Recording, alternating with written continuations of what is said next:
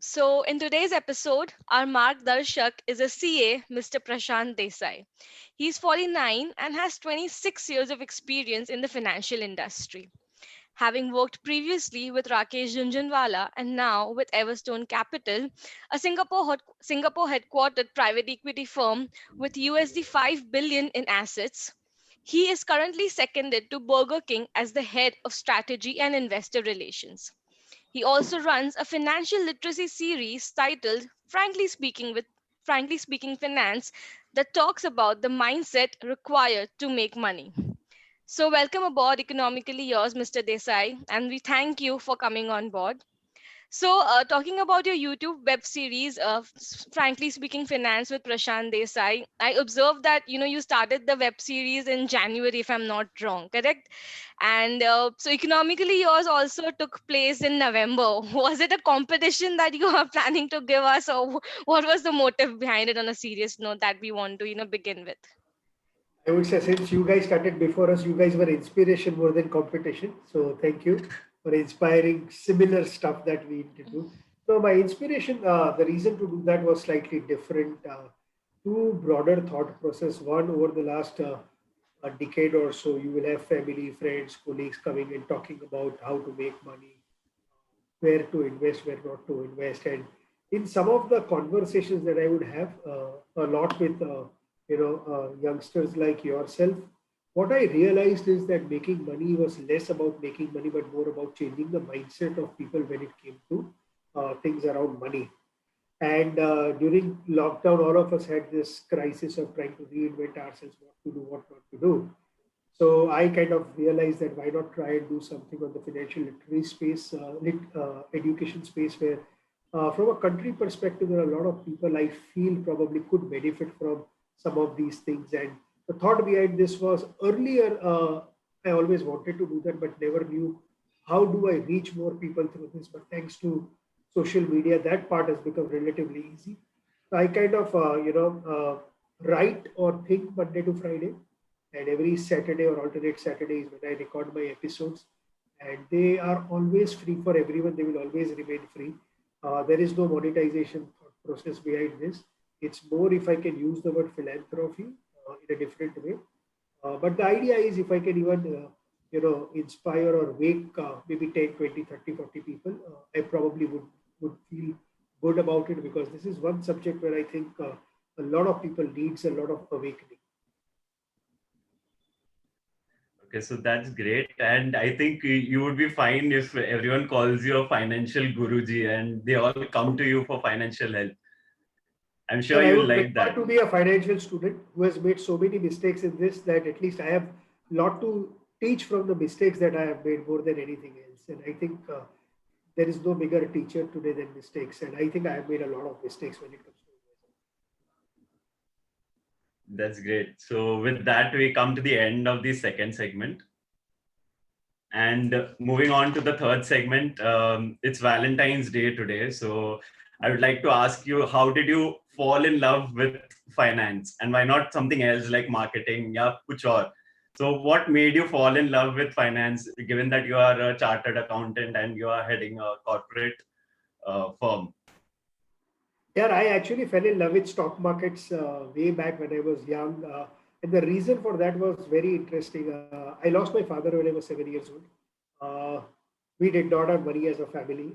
We probably would get two pairs of clothes every year to wear.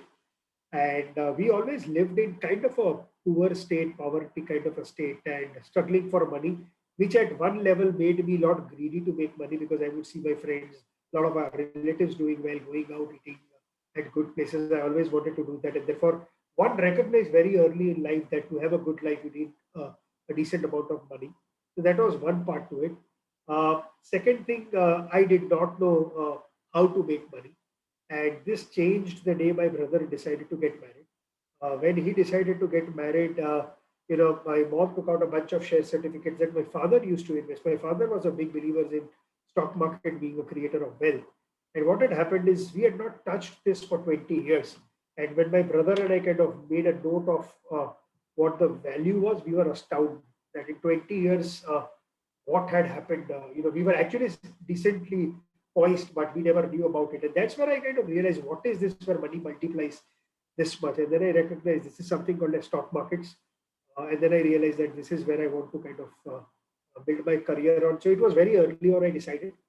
One thing when I spoke to a few people, I realized that uh, to kind of understand stock markets better, one will need to understand companies better. For that, you will need to have acquire professional degrees to read a balance sheet of a company, and that's how I became a chartered accountant. I even before my CA final results came, I was already working for a stockbroker here in Calcutta, doing research for them. So for me, CA was more a medium to understand numbers, finance, taxation, all of that. I never wanted to get into audit as a space, so that's how I stock markets became my Valentine. That's a great, I think, a great partner to stay with for for one non-human partner in terms. Okay, so since we're talking about stock markets, we can't really go move on without considering the recent budget, the recent rally in the markets. So, what is your take? Do you really believe in the concept of high valuations and market rallying in spite of it, or are you of the view that this is an asset, this is a bubble that's gonna burst very soon? It's a very, very interesting question, and I don't know how to answer it. I'll try to answer it in three different parts. One, to make myself look like a fool. So about 3, 4 months back, I used to think that it's a bubble. More than a bubble, I used to think the market has gone ahead of itself. I think there is a significant divergence between what we are seeing on the ground versus what the market was reading into it. Horribly wrong. I was sitting on cash, and probably the markets have moved up from where I was 3 months back, almost 30, 40%. Which also brought me to a different understanding of the markets. Is I always knew that market always discounts the future. Uh, what I did not know, where I thought probably market is discounting 22 earnings, maybe market was discounting 23 or 24. This was all kind of, if you keep it in the perspective on a garb of too much of liquidity globally. Central banks all over the world are keeping interest rates low. Every single central bank had infused so much of liquidity in the market, and all this liquidity was chasing growth, which came to emerging markets, within emerging markets into India, being a democracy, with the governance standards are good regulators over here from SEBI perspective. So somewhere we were kind of, I could not read that. On top of that, all are Robinhood investors. I did not know in COVID, so many people will get back into markets. I don't know if you know this number or not, but from pre-COVID to currently, about close to about 15 million demat accounts have got opened. 1.5 crore demat account. That tells you some kind of a story. And ultimately, stock price is a function of demand and supply. As the demand went up, supply remaining constant, the market kept moving up. But the third part to this question is, I am now a convert. I have recognized that I was wrong to have kind of had that kind of a thought process. I feel this budget is a very different budget. I have been seeing budget since 1995, every single budget, and I think I have not seen a budget like this. The reason for that is twofold. One, the way the finance minister played this budget was very smart. Uh, 5 days prior to the budget, the markets were down. So the expectations were nothing great going into the market. And when the expectations are nothing and you go and deliver, the whole country kind of, wakes up. That same thing Ajinkya Rahane did after the 36 all-out Indian test. Second thing, what she did is she completely surprised all of us. So principally, what is it that they did? I think in very crude manner, she said that India is now open for growth. India always positioned itself as a place or a country or an economy that will grow, but there was a divergence in walk versus the talk.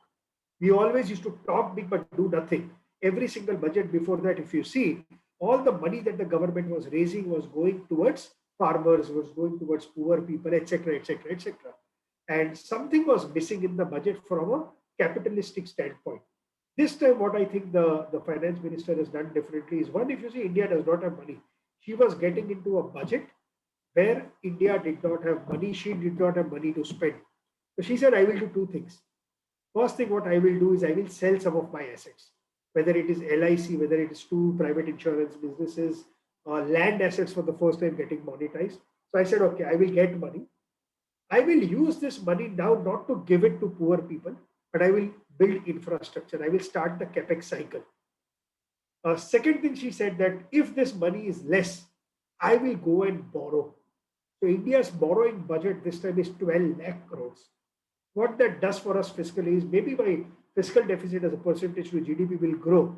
And she's already gone and told the world, my fiscal deficit target, what I was thinking of 22, give me another 5 years. But in this 5 years, I want to make India a very credible alternative to China. This is the vision part of it. In our private equity world, we have a very interesting saying which says, vision without execution is hallucination. I think the vision was brilliant. That's how the market has responded. Execution remains to be seen.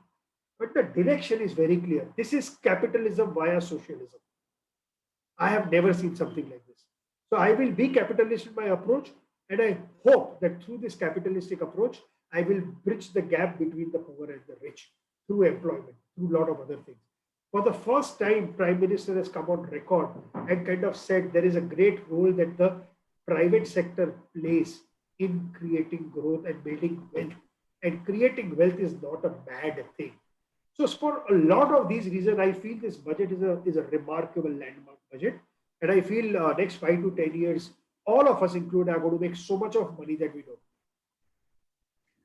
So I'm sure the budget was came as a surprise for all the investors. And being a cricket fanatic, I am sure that you know that England is touring India, and there has been no great captain than Virat Kohli, and he has timed the ball every time that he has played. So making that point relevant these markets, it is very important for investors to time the market before you actually make money. So I'm sure that you must have stumbled upon a few mistakes or committed a few mistakes in the markets. So how did you learn from those mistakes, and how have you applied in the long run? Oh, if I start talking about my mistakes, probably we'll have to spend 2 3 days talking about it. But some of the important mistakes that I kind of learned very early on was not to sell a stock early. What sometimes happens is because, especially for me, because I had not seen too much of money, every time the stock would probably go up by 40% or would double in a shorter period of time, I would exit. And that's where I realized that I'm exiting. But why am I exiting? What am I going to do with that money? Taking that money and investing in another stock. The idea is then why not remain invested in this stock? If the idea was to exit and then keep that money and probably either buy a house or do something with it, which was not stock market oriented, fine. People may have need. But if you don't need it just because the stock has moved up faster than you expected, I don't think the reason. I'll tell you, in Diwali of 2008 or 9, uh, at that point of time, I was sitting on a large chunk of Titan.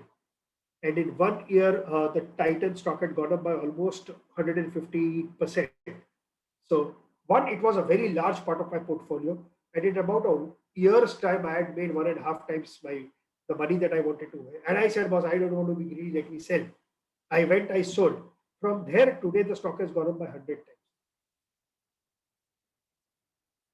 times. So yes, I would say don't be in a hurry. Second, patience is required. If you are in stock markets, it's a game of conviction and patience. Your patience will be tested, but your conviction will be rewarded. Uh, don't invest in stock markets if you don't have a slightly longer term view, because it's a wealth creating machine, but you will have to give the machine to get oil. In that interim, yes, there will be challenges. You will feel frustrated. Sometimes the market may remain sideways for maybe 2 years. But if you have belief in it, remain invested in the markets, have patience, have conviction. Again, some of these things that we kind of learned. Third, very big learning is most of us, including myself, started treating stock market like a casino. And today, I think 90% of investors today look at stock market as a casino. Everybody is here to make a quick buck. Everybody wants to buy today, sell tomorrow, make a little bit of money, which is fine as long as you know what you are doing. But if you lose money, you can't blame the stock markets. You can't blame the medium. But everybody ends up blaming the medium. When I was with Rakesh Bhaiya used to tell us that 99.9% of traders lose money. only 0.01% of traders actually make money. And the reason is trading is not a part-time job, it's a full-time profession. So I don't trade now. I used to trade, I've lost a lot of money. Twice I got bankrupt trading. Because, in Gujarati we have a saying, Haryo Jugari Bablu Rame. The guy who loses wants to recover, so he will bet double every time. What you don't realize is you are taking higher and higher risk. And these are some of the things which are very interesting that I kind of learned from Rakesh Bhai. And one other thing that I learned is risk and return go hand in hand. Everybody, I am yet to meet a person who understands risk and reward. This includes my colleagues who have spent their lifetime in the world of finance. I have met professors who teach risk in Harvard, in Stanford. But everybody wants to make equity returns by taking fixed deposit risks. It doesn't happen, my friend. If you want higher returns, you don't have a choice but to take risk. Everybody wants high return, but nobody wants to take risk. It doesn't happen. So yes, lots and lots of learning. And last learning I will share is this is something I don't know if you guys would relate to this, but this is among the stock market circles. Uh, the ego comes as your opening batsman, right? In everything in life, but in stock market especially. So if there is a stock that you probably recommended and it has gone up, the first thing you will come and say, "Dekh, maine bola tha na, stock बढ़ गया. Dekh, maine bola tha na, it gone." What I don't know if you know this quote by George Soros, which says, "It doesn't matter whether you are right or you are wrong. It matters how much money you made when you are right and how much money you lost when you are wrong." A lot of people kind of guide you. And one of the other day, one of the portfolio management schemes kind of approached me and gave me a 1 hour presentation why I should hand over my portfolio to them to manage. And I heard them what their strategies were, everything I heard them. And then I asked them only one question: who's your fund manager? And he told me the fund manager's name.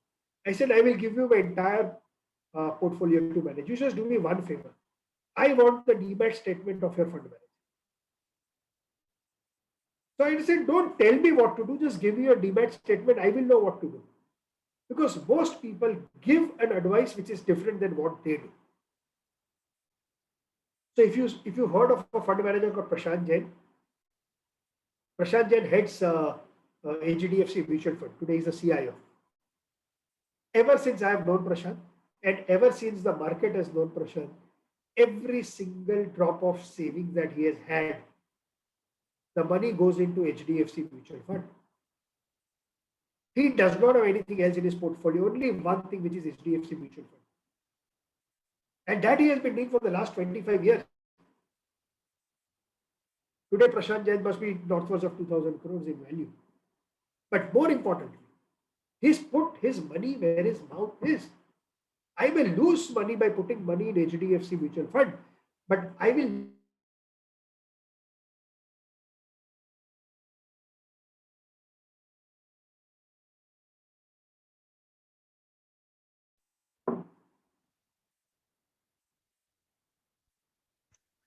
Fund. Okay. Hello. Yeah, I can hear you. Yeah. Sorry. So I mean that's a good takeaway for us the two of us just entering the markets in the last year or two.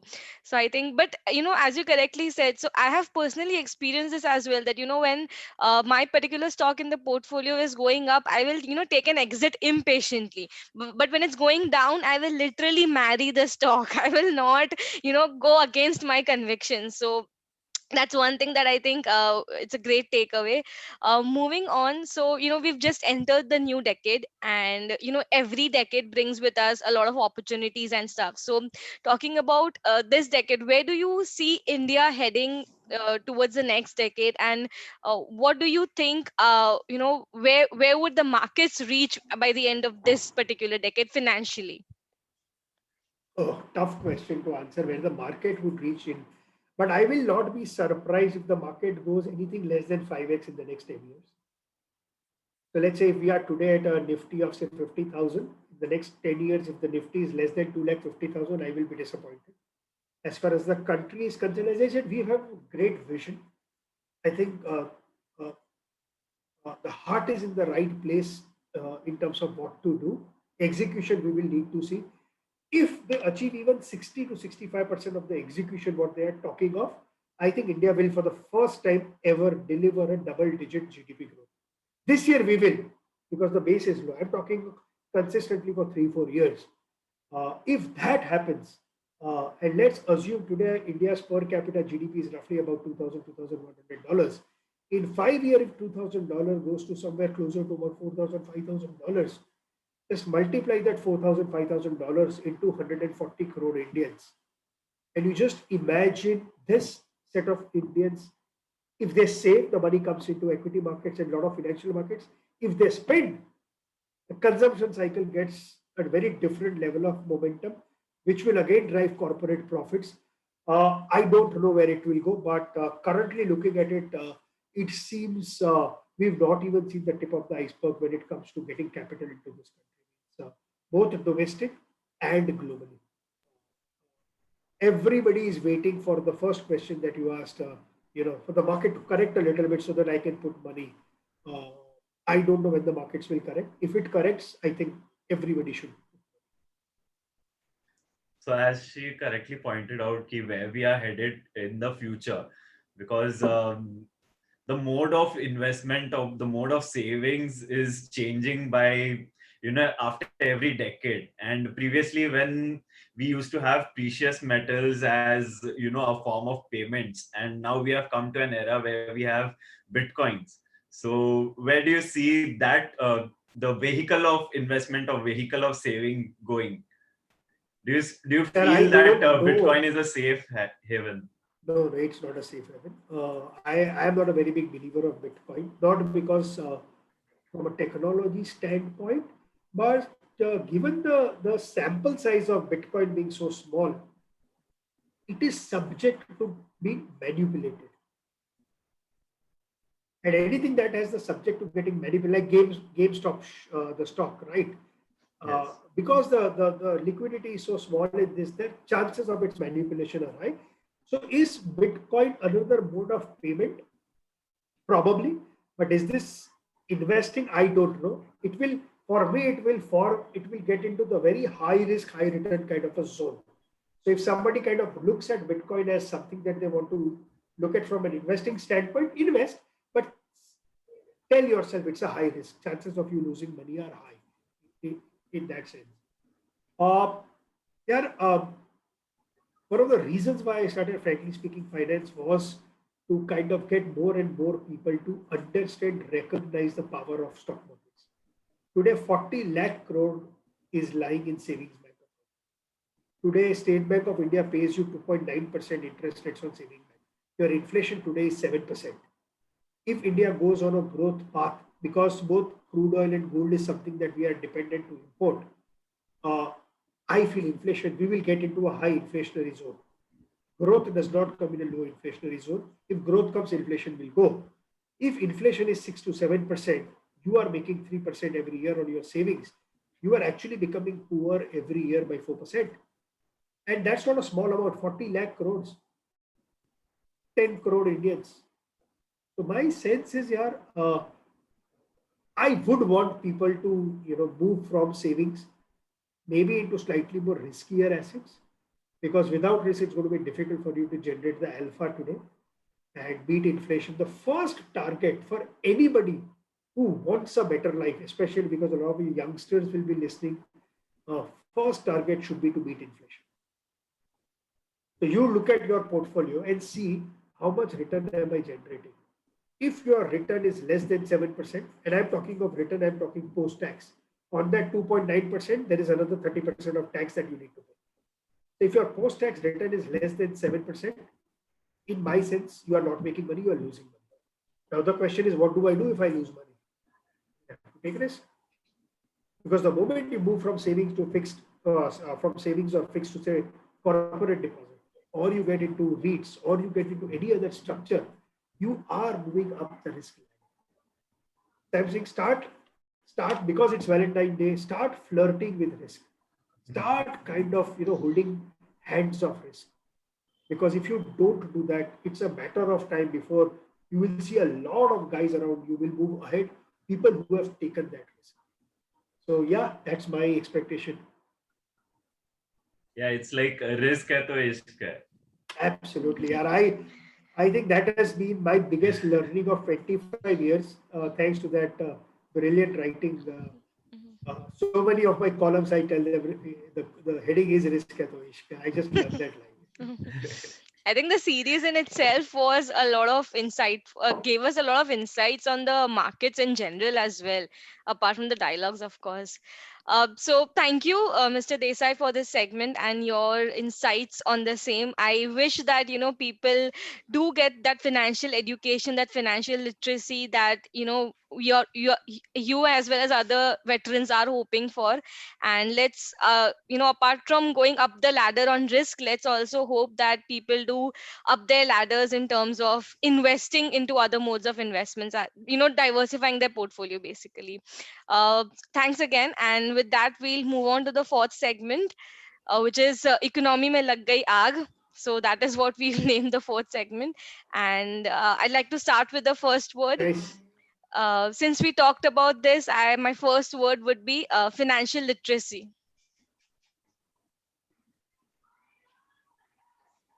Big time need, currently almost negligible in this country. My first word would be portfolio. Portfolio. Portfolio is like your love life here. Okay, best investment. For me, a company called Shilpa Medicare, I still hold on. Okay. Being a CA audit. What is that? Okay, But savings I have a account. very interesting story on audit because it's rapid. Okay, savings Pending account. pending. Okay, Pension. Good place to put your money. taxes. Great. It's a great motivator to build the country. Everybody should pay taxes. Net worth. Oh, brilliant. The factor. That's only one thing which I want to be fat in. Okay, and my last word is okay. So it's basically a choice, and whatever you choose, you'll have to give a phrase on that: equity or debt. Equity, equity, equity, equity, equity, equity, equity, equity. You can stop me when you want. Okay, okay. Equity, I think equity, equity, it's equity, okay. Okay, equity. you can. Since 1995, since 1995, 100% of my wealth is in equity and it will remain so till probably I die. Okay. And my last word would be Prashant Desai's balance sheet.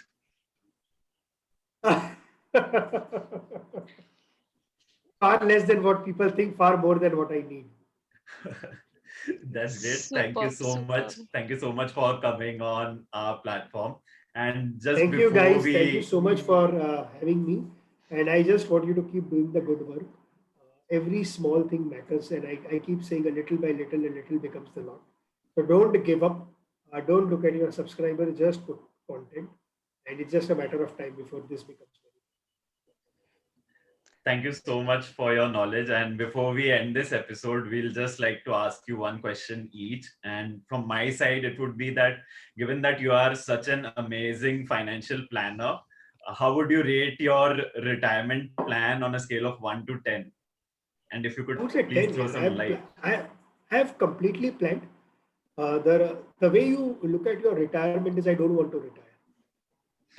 My wish, and I'm writing a book currently, is that till I take my last breath, I want to work.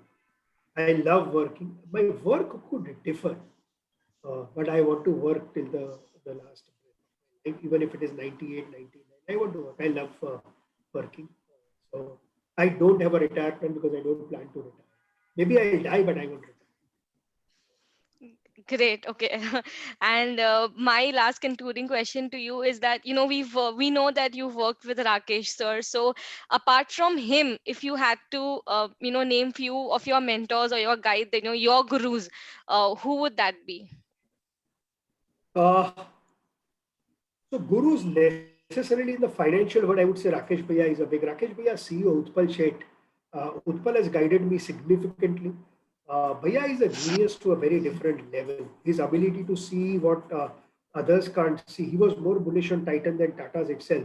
I remember once he had done a meeting with Ratan Tata where he was actually telling Ratan Tata where Titan would go rather than Ratan Tata telling him where Titan would go and stuff like that. So yes, but I've learned a lot from Utpal Sheth, more on the understanding and the science behind markets. That's one person that I another person I have a lot of respect for. I also learned a lot about markets in a different manner. Currently, from my two bosses, Samir Sen and Atul Kapoor, who are both private equity investors. Because they are private equity investors, they look at public markets very differently. And there are things they've taught me, which I kind of now look at markets very differently, especially the first thing that I told you, look at market as a marathon. Creating wealth is a marathon, it's not a 100-meter race. So these are some of the things that I've kind of grown to learn from. Uh, then, of course, I used to know Harshad Mehta well. I have learned a lot of things from Harshad Mehta, more what not to do than what to do. But yes, everything is a teacher for me. So yes, lots and lots of people to thank for. Great, sir. Many thanks again for, coming on Economically Yours. We really are grateful to you. Thank you so much, sir. My pleasure. Take care, Thank you. guys, and have a Take good care. week. Thank you so Yeah. Yeah. much. Take Bye. care. Bye.